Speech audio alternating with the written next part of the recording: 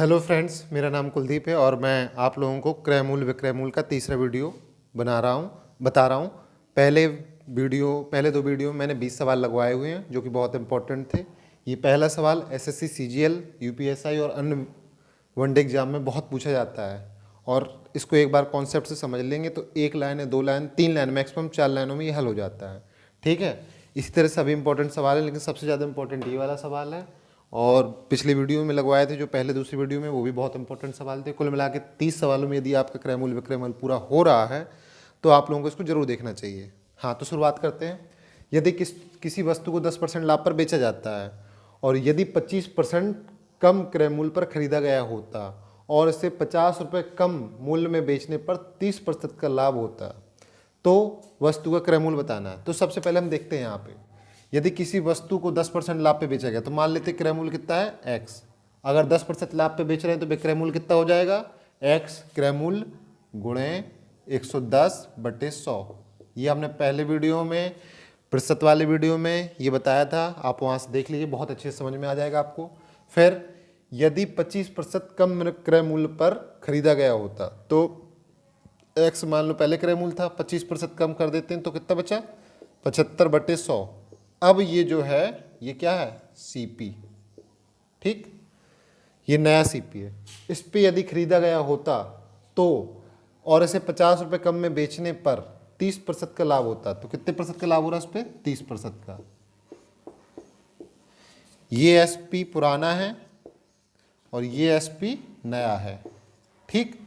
इन दोनों का अंतर क्या है, पुराने वाले SP में हमें ज़्यादा रुपए लग रहे थे, बाद वाले SP में कम रुपए लग रहे हैं, क्योंकि इसमें कहा गया सवाल में इसे 50 रुपये कम पर बेचा गया होता तो पहले का जो विक्रय मूल्य है वो ज़्यादा होगा, बाद का विक्रय मूल्य है वो कम होगा। जैसे अगर मान लेते हम पहले का ये 100 होगा तो ये 50 ही होगा, क्योंकि इन दोनों का अंतर 50 के बराबर है, तो बराबर 50 रुपये जो कि दिया गया है।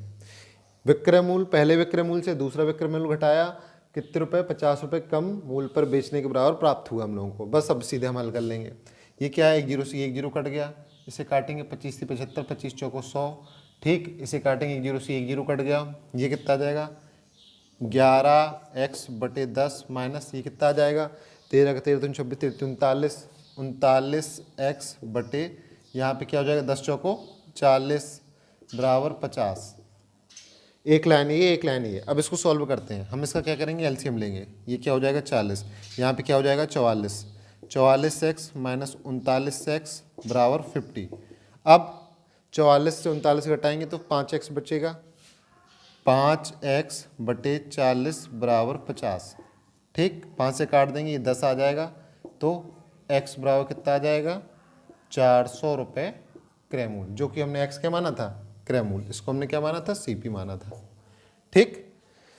ये अपना उत्तर हो गया। अब दूसरा सवाल देखते हैं। हाँ, ये वाला सवाल देखते हैं।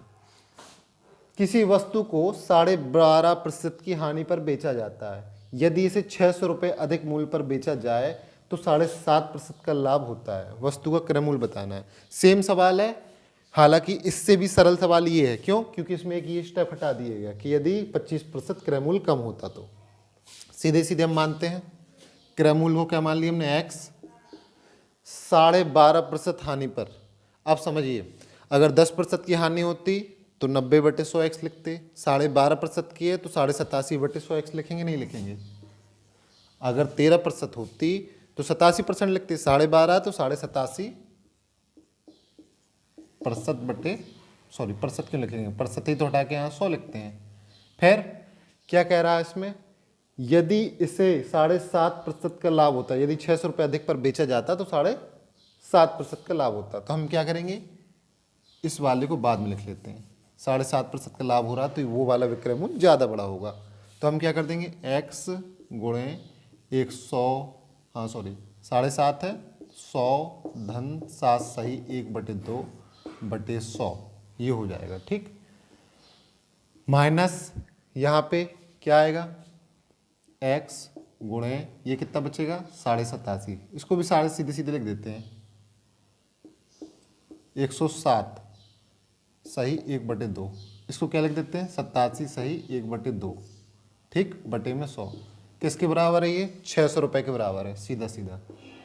अब ये सही बटे में इसका यहाँ गुणा कराएंगे कितना हो जाएगा, एक्स गुणे 2 सत्ते 14 और 2 1 15, 215 बटे 2 से माइनस। अब इसका गुणा अगर हम यहाँ कराएंगे तो क्या हो जाएगा, 2 सत्ते 14 की 4 हैं, 14 और 1 15 हो जाएगा। 2 सत्ते 14 की 4 एक हाथ से लाई, 2 अट्ठे 16 1 17, ये 2 नीचे आ जाएगा 600। अब इसमें हम क्या करेंगे, 200 एलसीएम लेंगे, इसको घटाएंगे 215 से यदि हम 175 घटाएंगे तो क्या आएगा, ये 200। 215 एक्स से अगर 175 एक्स घटाते हैं तो हम क्या आ जाएगा, क्योंकि एलसीएम सीधे सीधे 200 हो रहा है, 5 से 5 गया 0 आ जाएगा, 11 से 7 गया 4 आ जाएगा, और यहाँ एक बचेगा, 1 से 1 गया 0 बराबर 600। एक 0 से ये 1 0 कट गया, 4 का भाग 60 में देंगे तो 15 चौको 60 होता है। एक्स बराबर क्या आ जाएगा, 200 गुणा हो जाएगा 15 दूनी 30, ठीक, 2 0 पहले से थे, 15 दूनी 30, इतने रुपए क्या आ गया, क्रय मूल्य। कितने लाइन में लग गया, 1 2 3 लाइन में लग गया सवाल। इसी तरह ये वाला सवाल कितने लाइन में लग गया, 1 2 3, ये चौथी लाइन में लग गया।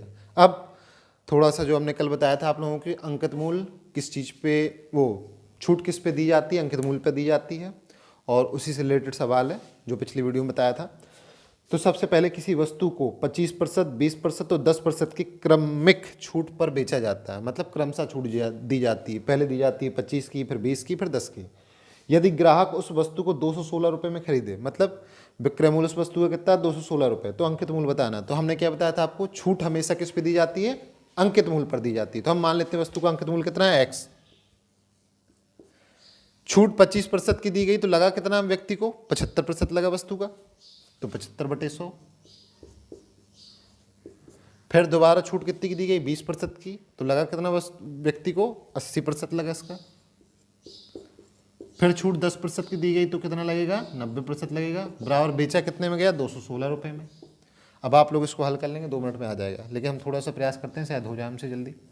2 चौको 8, 2 पंचे 10, कैलकुलेशन है क्योंकि ये 2 3 6, 2 चौको ये 25 3 75, 25 चौको 100, 4 से 4 कट गया, और ये क्या हो जाएगा, 27x/50 बराबर 216। अब 3 9 27, हाँ ये हो गया 50। अब हमें क्या करना है, इसको वहाँ पे x बराबर क्या कर देंगे, 216 गुणे 50/27। अब 2 1 3 6 9, ये भी 3 से कट जाएगा, ये भी 3 से कट जाएगा, तो 3 3 9, 3 से काटेंगे यहाँ पे, वो 3 9 27, 3 से काटेंगे, 3 7 21, 3 2 6, 9 8 72, 8 आ गया, फिर 8 5 40, 400 रुपये इसका अंकित मूल्य आ गया। उत्तर ही हो गया। अब अगला सवाल ये देखते हैं, किसी वस्तु को 30% पर बेचने पर 20% का लाभ होता है, यदि छूट ना दी जाए तो कितने प्रतिशत का लाभ होगा। देखिए, किसी वस्तु को 10% की छूट देने पर, तो वस्तु का अंकित मूल्य, अंकित मूल्य कितना है, 100 रुपये, ठीक। अब 20% का लाभ देके हमने इसको छूट दी, ठीक है, तो सॉरी 10% का छूट दिया, 10% की जब छूट दे दी तो 90 रुपये क्या हो जाएगा, एसपी कितना हो जाएगा, 90 रुपये, क्योंकि 90 रुपये में बेचा। अब 20% का लाभ होता है, तो हमने क्या कहा था, सीपी निकालने के लिए हम कैसे निकालते हैं, सबसे पहले यदि हमें सीपी निकालना है तो सीपी बराबर, सीपी में गुणे कितने 20% का लाभ हो रहा, सीपी गुणे 120/100 बराबर 90 रुपये। यहाँ से हम क्या करेंगे, सीपी फाइंड आउट कर लेंगे। ये 0 से ये 0 कट गया, 2 6 12, 2 पंचे 10, ठीक, 6 से काटा तो यहाँ पे 2 आ जाएगा, यहाँ 30 आ जाएगा, फिर 2 से काटेंगे तो यहाँ 15 आ जाएगा, 15 6 90 होता है, ठीक। सीपी बराबर कितना आ गया, 75 रुपये। क्रय मूल्य अपना 75 रुपये आ गया, ठीक। अंकित मूल्य 100 रुपये है। अब हमसे पूछ रहा है कि यदि छूट न दी गई होती तो कितने प्रतिशत का लाभ होता है। ध्यान से देखते हैं, अंकित मूल्य कितने का है, 100, और क्रय मूल्य कितने का, 75 का। छूट नहीं दी गई मतलब कितने पे बेचा, एसपी अब नया कितने का हो गया, SP2 हो गया 100 रुपये। क्यों, क्योंकि जितना का था उतने का ही बेच दिया, जितना उसमें प्रिंट था उतने का ही बेच दिया हमने। तो विक्रय मूल्य कितना हो गया, 100, और क्रय मूल्य कितना हो गया, 75, तो लाभ कितना हो गया, 25 का। तो 25/75 गुणे 100 प्रतिशत लाभ निकालने के लिए इसे हम काटेंगे, 25 से कम 25, 25 से 75 कितना आ जाएगा, 33 सही 1/3% का लाभ होगा। अब आगे हम वीडियो बनाते हैं। आगे 25वें सवाल पे चलते हैं। तो इसमें क्या दिया गया है, रमेश ने 22% की छूट पर टीवी खरीदी और यदि वह 27% की छूट पर खरीदता तो 1000 रुपये से कम देने पड़ते। तो हमें क्या ज्ञात करना, टीवी का अंकित मूल्य और टीवी कितने में खरीदी। तो सबसे पहले हम मान लेते हैं अंकित मूल्य यदि x होता, ठीक, और यदि 27% की छूट पे खरीदता, ठीक, तो कितना बच जाता, 27 अगर घट जाएगा तो उससे कितना बचेगा, 73। फिर यदि उसे 22% की छूट पे खरीदता तो कितना बच जाएगा, 78। एक सेकेंड,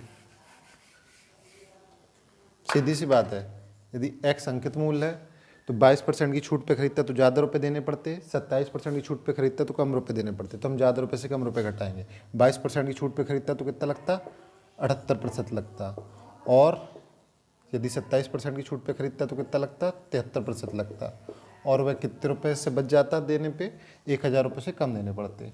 इसको हम हल कर लेंगे तो हम लोगों को अंकित मूल्य प्राप्त हो जाएगा। सबसे पहले हम क्या करेंगे, 78 से 73 घटा देंगे तो क्या बचेगा, 5x/100 बराबर 1000 रुपये। ठीक, ये हम पहला पार्ट लगा रहे हैं। तो यहाँ पे क्या आ जाएगा, 5 दूनी 10, 200, x बराबर कितना आ जाएगा, 20,000 रुपये। ठीक, अब दूसरा सवाल देखते हैं। 20,000 रुपये क्या आ गया, अंकित मूल्य। अंकित मूल्य किसका, टीवी का। अब रमेश ने टीवी कितने में खरीदी, तो रमेश ने टीवी 22% छूट पर खरीदी, सीधी सी बात ही दी गई। तो अंकित मूल्य पे 22% की छूट हो जाएगी। 20,000 पे अगर 22% की छूट हो जाएगी तो कितना हो जाएगा, 78%। 2 अट्ठे 16 की 6, एक हाथ से लाई, 2 सत्ते 14, 1 15। तो रमेश ने टीवी 15,200 रुपये में, वो 15,600 रुपये में खरीदी।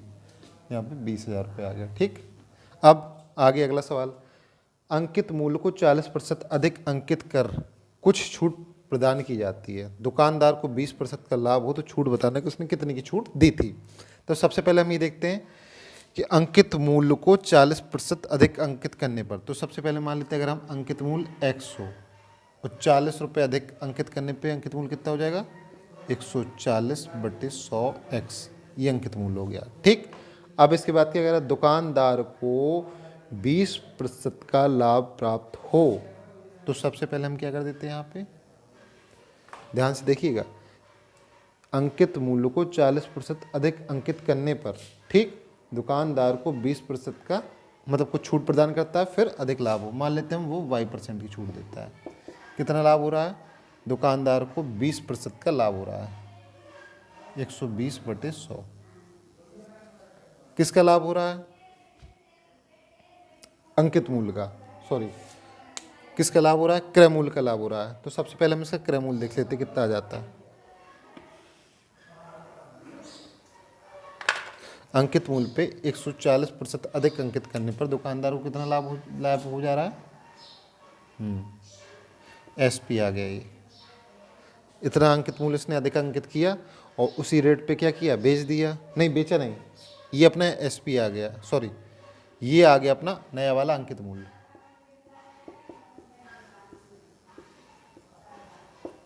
अब क्या कर रहा है वो, इस अंकित मूल्य पे कुछ छूट प्रदान कर रहा है,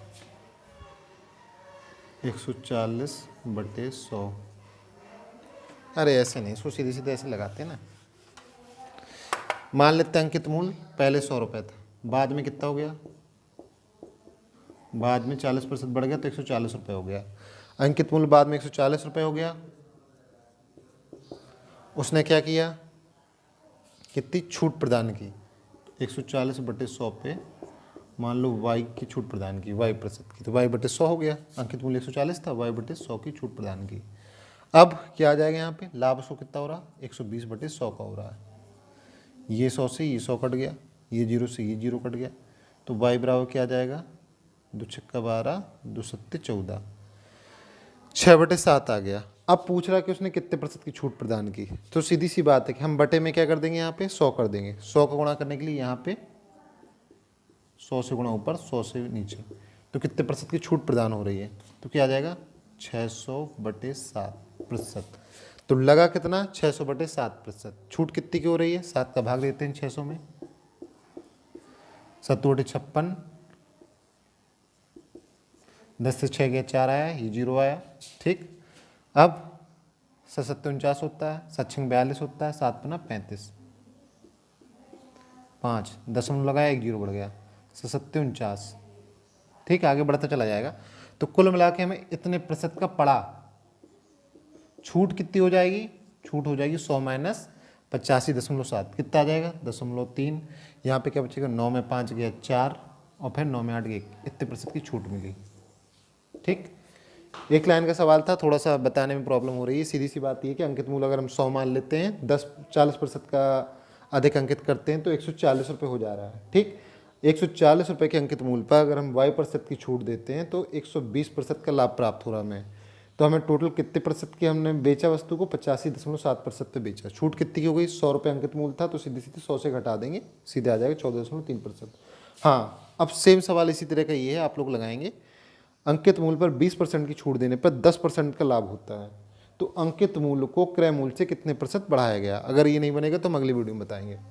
किसी वस्तु को 1000 रुपये में बेचने पर उतने प्रतिशत का लाभ होता है जितना 500 रुपये में बेचने पर हानि होती है। तो हम देखते हैं प्रतिशत P बराबर प्रतिशत L।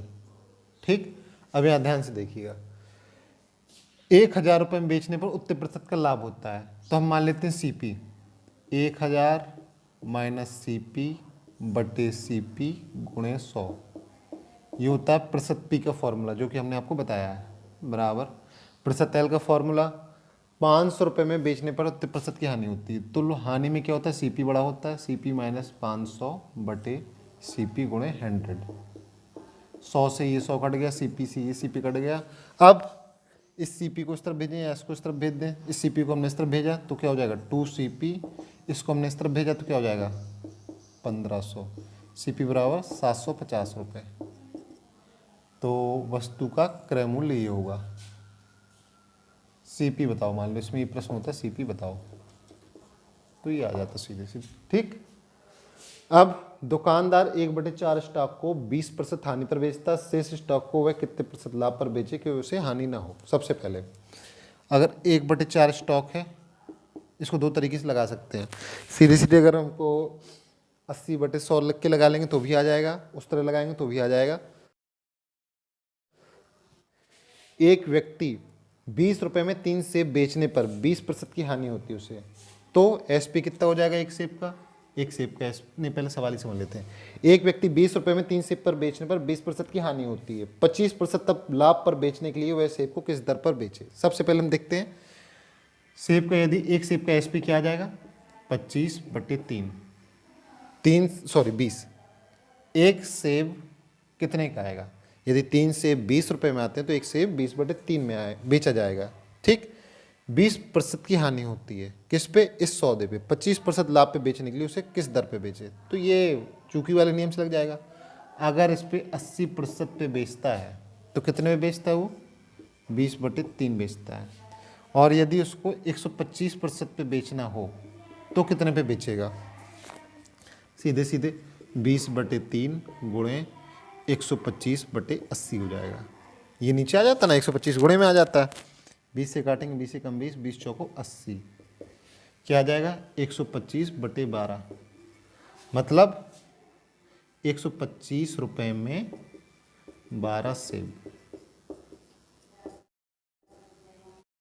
स्टॉक का 1/4 20% हानि पर बेचता है, ठीक, और शेष स्टॉक को कम से कम कितने प्रतिशत लाभ पर बेचे कि उसे हानि ना हो। तो सबसे पहले हम देखते हैं पहला तरीका जो हमने पहले बताया था, 1/4 स्टॉक था, उसका 20% हानि पर बेच रहा है, तो यानी 80% पे बेच रहा है। धन शेष स्टॉक को मान लो 3/4 कितने पे बेचे, मान लो हमें X% पे बेच रहा है, हम ये कर लेते हैं। कई लोग क्या करते हैं 100 धन X/100 कर लेते हैं, बात वही है, कैलकुलेशन थोड़ा बड़ा हो जाएगा, इसमें X/100 कर लेंगे, X जो आएगा बाद में 100 से घटा देंगे। ठीक, X/100 बराबर यहाँ पे क्या आ जाएगा, सीधे सीधी एक वस्तु थी, अब एक वस्तु को ना तो लाभ हो रही ना तो हानि हो रही, तो जो कहते हो हमने एक ही लिखा रहने दिया। ठीक, 100/100 मान लो कर देते हैं, एक आ जाएगा। ठीक, काट के यहाँ पे एक आ जाएगा।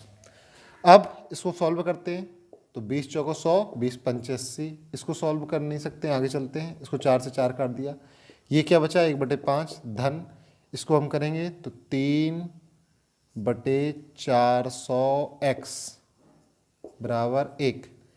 तो 3x/400 बराबर, जब हम इसको इधर घटाएंगे 1 - 1/5, तो 3x/400 बराबर 4/5। एलसीएम ले लेंगे यहाँ पे, और 5 एलसीएम हो जाएगा, 5 × 5, 5 से 1 जाएगा 4 आ जाएगा। फिर x बराबर क्या आ जाएगा यहाँ पे, 5 से यदि हम इसको काट देंगे तो 5/40 0 आ गया। ठीक, अब x बराबर क्या आ जाएगा 320/3%, ये हो जाता है 106.6%।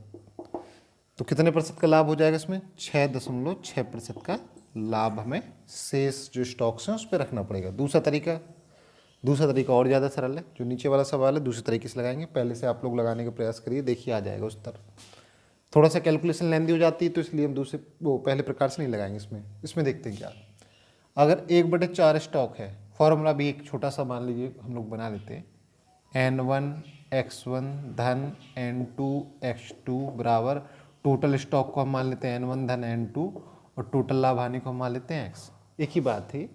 अब आगे देखते हैं, N1 मतलब पहला स्टॉक कितना था 1/4 कितने, हाँ तो इसमें क्या है 20% की हानि हुई, तो -20 सीधे सीधे लिख दिया, हानि ही लिख देना सीधे, धन n। शेष स्टॉक कितना बचा, जब 1/4 था तो 1 से घटाएंगे तो कितना बचेगा 3/4।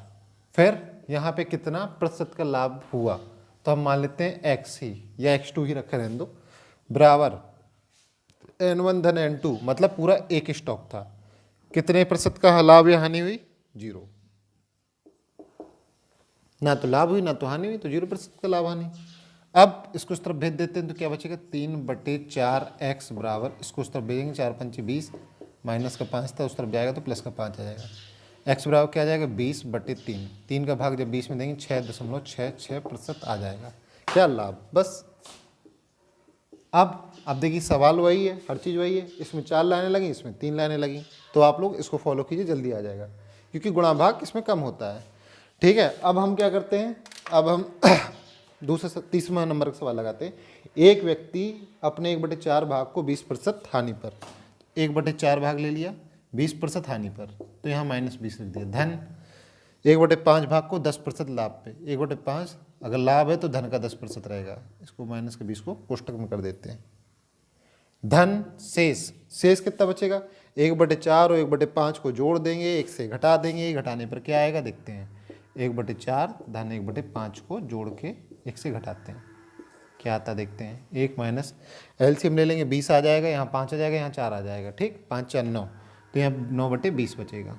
फिर घटा देंगे तो 20 से कम 20, 20 से 9 चला जाएगा, कितना बचेगा 11/20। शेष स्टॉक कितना बचा 11/20।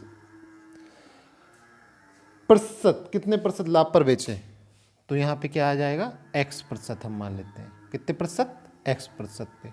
ठीक, अब गुणे में x% बराबर, अब इसको मेट देते हैं, पूरे व्यापार में उसे क्या चाहिए 20% का लाभ चाहिए, तो पूरा स्टॉक कितना हो गया 1, कितने प्रतिशत का लाभ चाहिए 20%, तो यहाँ पे सीधे सीधे 20 लिख दो बस। पुराना तरीका होता है ये वाला, तो यहाँ पे 120 लिखते, बस कैलकुलेशन बढ़ जाती, इसमें सरल हो जाएगी। 4 को हम इससे काटेंगे तो क्या आ जाएगा -5, 4 × 5 = 20 होता है, धन इसको काटेंगे तो 5 दूनी 10 2, धन 11/20, ही कटेगा नहीं तो जो का तो रखेंगे, बराबर यहाँ 20 हो गया। अब ये कितना बचेगा ऋण का 3, इस तरफ जाएगा तो क्या हो जाएगा 11x/20 बराबर, इस तरफ यदि जाएगा तो ये 20 है, और 20 से अगर हम उस तरफ भेजेंगे तो ये क्या हो जाएगा 23। ठीक, तो x बराबर क्या हो जाएगा 20 × 23/11, मतलब 23 दूनी 46, 460/11% का लाभ होगा। भाग कर लेंगे आंसर आ जाएगा। यदि आप लोगों को वीडियो पसंद आ रहा है तो लाइक शेयर सब्सक्राइब कीजिए। और दूसरी बात, आप लोगों को लाभ हानि क्रय मूल्य में इन सवालों को 30 सवालों को आप अगर लगा लेंगे तो आप कोई भी परीक्षा दे दीजिए, आपको दिक्कत नहीं होगी। हाँ, कुछ नए सवाल आएंगे उसमें थोड़ा दिमाग लगा लीजिए, बन जाएगा। Thank you.